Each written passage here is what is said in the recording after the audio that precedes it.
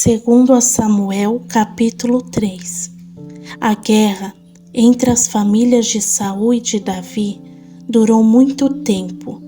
Davi tornava-se cada vez mais forte, enquanto a família de Saul se enfraquecia. Os filhos de Davi em Hebrom. Enquanto estava em Hebrom, Davi teve filhos. O seu primogênito era Amon, filho de Ainoã de Jezreel. O segundo, Quileabe, de Abigail, viúva de Nabal, de Carmelo. O terceiro, Abisalão, de Maca, filha de Talmai, rei de Gesur. O quarto, Adonias, de Agite. O quinto, Setfatias, de Abitail. O sexto, Itreão, da sua mulher Egla. Estes foram os filhos de Davi que lhe nasceram em Hebrom. O apoio de Abner a Davi. Enquanto transcorria a guerra entre as famílias de Saul e de Davi, Abner foi ficando poderoso na família de Saul. Saul tivera uma concubina chamada Rispa, filha de Aiá. Certa vez, Isbosete perguntou a Abner: "Por que você se deitou com a concubina do meu pai?" Abner ficou furioso com a pergunta de Isbosete e exclamou: "Por acaso eu sou um cão a serviço de Judá? Até agora tenho sido leal à família de Saul, o seu pai, e os parentes e amigos dele, e não deixei que você caísse nas mãos de Davi. No entanto, você me acusa de um delito envolvendo essa mulher. Que Deus me castigue com todo rigor se eu não fizer por Davi o que o Senhor lhe prometeu sobre juramento: tirar o reino da família de Saul e estabelecer o trono de Davi sobre Israel e Judá, de Dan a Berseba." Isbosete não respondeu nada a Abner, pois tinha medo dele. Então, Abner enviou um mensageiro sob suas ordens com esta proposta a Davi: "A quem pertence essa terra? Faz um acordo comigo, e eu te apoiarei para que todo Israel fique do teu lado." "Está bem", disse Davi, "farei um acordo com você, mas com uma condição: não compareça à minha presença quando vier me ver, sem trazer-me Mical, filha de Saul." Então Davi enviou mensageiros a Isbosete, filho de Saul, exigindo: "Entregue-me a minha mulher Mical, com quem me casei pelo preço de 100 prepúcios de filisteu." Diante disso, Isbosete mandou que a tirassem do seu marido Paltiel, filho de Lais. Contudo, o seu marido foi com ela e a seguiu chorando até Baurim. Então Abner ordenou-lhe que voltasse para casa, e ele voltou. Nesse meio tempo, Abner enviou esta mensagem às autoridades de Israel: "Já faz algum tempo que vocês querem Davi como rei. Agora é o momento de agir, porque o Senhor prometeu a Davi, por meio de Davi, o meu servo: livrarei Israel do poder dos filisteus e de todos os seus inimigos." Abner também falou pessoalmente com os benjamitas. Depois foi a Hebrom dizer a Davi tudo o que parecia bom aos olhos de Israel e de toda a tribo de Benjamim. Quando Abner, acompanhado de 20 homens, se apresentou a Davi em Hebrom, este ofereceu um banquete para ele e para os homens que o acompanhavam. Abner então disse a Davi: "Deixa que eu me vá, meu senhor, e reúna todo Israel para que faça um acordo contigo, ó rei, e reines sobre tudo o que desejares." Davi o deixou ir, e ele se foi em paz. Joabe mata Abner. Naquele momento, os soldados de Davi e Joabe voltaram de um ataque, trazendo muitos bens. Abner, porém, já não estava com Davi em Hebrom, porque Davi o tinha deixado partir em paz. Quando Joabe chegou com todo o seu exército, contaram-lhe que Abner, filho de Ner, se apresentara ao rei e que o rei o tinha deixado ir em paz. Então Joabe foi falar com o rei e lhe disse: Que foi que fizeste? Veja só, Abner veio à tua presença e o deixaste ir assim. Conheces Abner, filho de Ner. Ele veio para enganar-te, observar os teus movimentos e descobrir tudo o que está fazendo. Saindo da presença de Joabe, enviou mensageiros atrás de Abner, e eles os trouxeram de volta, desde a cisterna de Sirá, sem que Davi soubesse de nada. Quando Abner retornou a Hebrom, Joabe o chamou à parte, na porta da cidade, sobre o pretexto de falar-lhe em particular, e ali mesmo o feriu no estômago. Abner morreu como vingança pelo sangue de Asael, irmão de Joabe. Mais tarde, quando Davi soube o que tinha acontecido, disse: Eu e o meu reino diante do Senhor somos para sempre inocentes do sangue de Abner, filho de Ner. Cai a responsabilidade pela morte dele sobre a cabeça de Joabe e de toda a sua família. Jamais falte entre os descendentes de Joabe quem sofra fluxo ou lepra, quem use muletas, quem morra à espada, quem passe fome. Assim, Joabe e Abisai, o seu irmão, mataram Abner porque ele havia matado Asael, irmão deles, na batalha de Gibeon.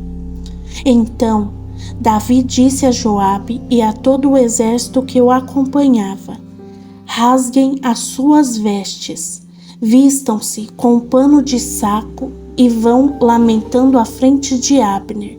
O rei Davi seguiu atrás da maca que levava o corpo. Enterraram-no em Hebrom, e o rei chorou em alta voz junto ao túmulo de Abner, como também todo o povo. Então o rei contou este lamento para Abner: Acaso Abner devia morrer como um insensato?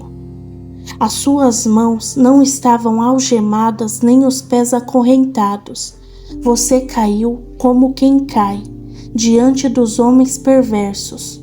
Todo o povo chorou ainda mais por ele. Depois, quando o povo insistiu com Davi que comesse alguma coisa enquanto ainda era dia, Davi fez este juramento: Deus me castigue com todo o rigor, caso eu prove pão ou qualquer outra coisa antes do pôr do sol. Todo o povo prestou atenção e aprovou o que ouviu. De fato, tudo o que o rei fazia era bom aos olhos de todo o povo.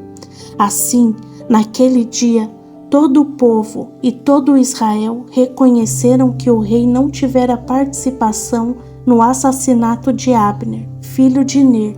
Então o rei disse aos seus conselheiros: Não percebem que hoje caiu em Israel um líder, um grande homem? Eu, apesar de ser o rei ungido, fui brando hoje, mas esses filhos de Zeruia são violentos demais para mim.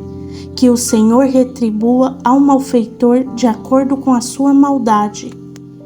Segundo a Samuel, capítulo 4. Isbosete é assassinado. Ao saber que Abner havia morrido em Hebrom, Isbosete, filho de Saul, perdeu a coragem e todo Israel ficou alarmado. Ora, o filho de Saul tinha a seu serviço 2 líderes de grupos de ataque. Um deles chamava-se Baaná e o outro Recabe, ambos filho de Rimom e de Beerote da tribo de Benjamim. A cidade de Beerote era considerada parte de Benjamim, porque o povo de Beerote fugiu para Gitaim e até hoje vive ali como estrangeiro. Ora, Jonatas, filho de Saul, tinha um filho aleijado dos pés. Ele tinha 5 anos de idade quando chegou a notícia de Jezreel, de que Saul e Jonatas haviam morrido. A sua ama o apanhou e fugiu. mas na pressa o deixou cair, e ele ficou manco. O nome dele era Mefibosete. Aconteceu então que Recabe e Baaná, filhos de Rimom, de Beerote, foram à casa de Isbosete, na hora mais quente do dia, na hora do seu descanso do meio-dia. Entraram na casa como se fossem buscar trigo e o apunhalaram no estômago. Depois disso fugiram. Eles haviam entrado na casa enquanto Isbosete estava deitado no quarto. Depois de o apunhalarem e matarem, cortaram-lhe a cabeça. Levando-a consigo, viajaram toda a noite pela rota de Arabá. Levaram a cabeça de Isbosete a Davi, em Hebrom, e lhe disseram: Aqui está a cabeça de Isbosete, filho de Saul, o teu inimigo, que tentou tirar-te a vida. Hoje o Senhor vingou o nosso rei e senhor, de Saul e de toda a sua descendência. Davi respondeu a Recabe e a Baaná, o seu irmão, filhos de Rimom, de Beerote: Tão certo como vive o Senhor, que me tem livrado de todas as aflições. Quando um homem me disse que Saul estava morto, pensando que me trazia boa notícia, eu o agarrei e o matei em Ziclag, como recompensa pela notícia que trouxe. Muito mais agora que os homens ímpios mataram um inocente em sua própria casa e em sua própria cama. Por acaso não vou requerer o sangue dele das mãos de vocês e eliminá-los da face da terra? Então Davi deu ordem aos seus soldados, e estes os mataram. Depois cortaram as mãos e os pés deles e penduraram os corpos junto ao açude de Hebrom. A cabeça de Isbosete, porém, sepultaram no túmulo de Abner em Hebrom. Segundo a Samuel, capítulo 5. Davi torna-se rei de Israel. Representantes de todas as tribos de Israel foram dizer a Davi em Hebrom: Somos sangue do teu sangue. No passado, mesmo quando Saul era rei, eras tu que liderava Israel nas batalhas. O Senhor te disse: Você pastoreará Israel, o meu povo, e será o seu governante. Então, todas as autoridades de Israel foram ao encontro do rei Davi em Hebrom, onde o rei fez um acordo com eles diante do Senhor. Assim, ungiram Davi, rei de Israel. Davi tinha 30 anos de idade quando começou a reinar e reinou durante 40 anos em Hebrom. Reinou sobre Judá 7 anos e meio, e em Jerusalém reinou sobre todo Israel e Judá 33 anos. Davi conquista Jerusalém. O rei e os seus soldados marcharam a Jerusalém para atacar os jebuseus que viviam lá. Os jebuseus disseram a Davi: Você não entrará aqui, até os cegos e os aleijados podem se defender de você. Eles achavam que Davi não conseguiria entrar. No entanto, Davi conquistou a fortaleza de Sião, que veio a ser a cidade de Davi.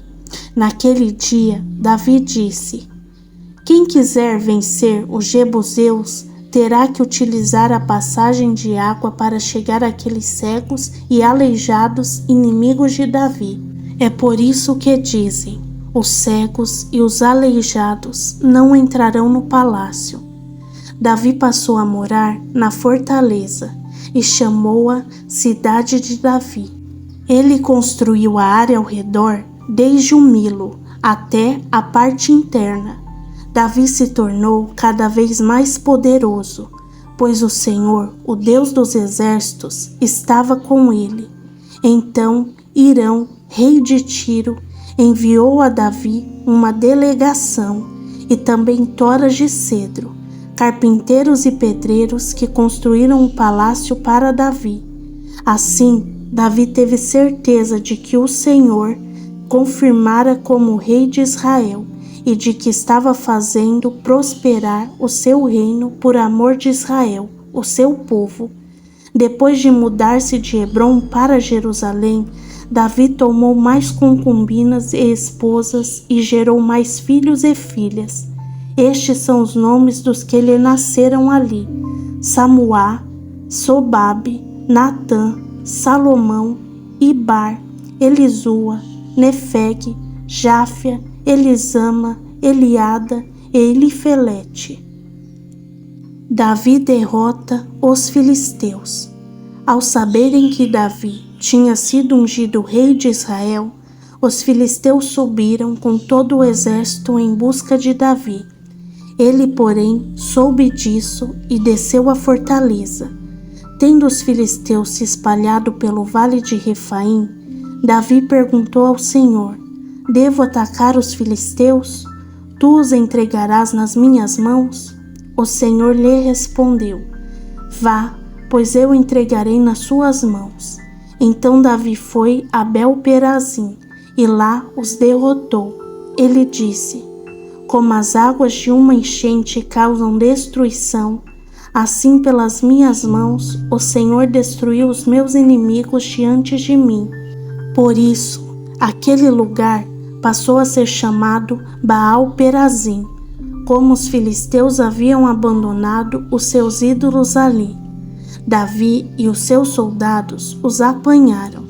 Mais uma vez, os filisteus marcharam e se espalharam pelo vale de Refaim. Então, Davi consultou o Senhor novamente, que lhe respondeu: Não ataque pela frente, mas dê a volta por trás deles e ataque-os em frente das amoreiras. Assim que você ouvir um som de passos por cima das amoreiras, saia rapidamente, pois esse será o sinal de que o Senhor saiu à sua frente para ferir o exército filisteu. Davi fez como o Senhor lhe tinha ordenado e derrotou os filisteus por todo o caminho, desde Gibeon até Gezer.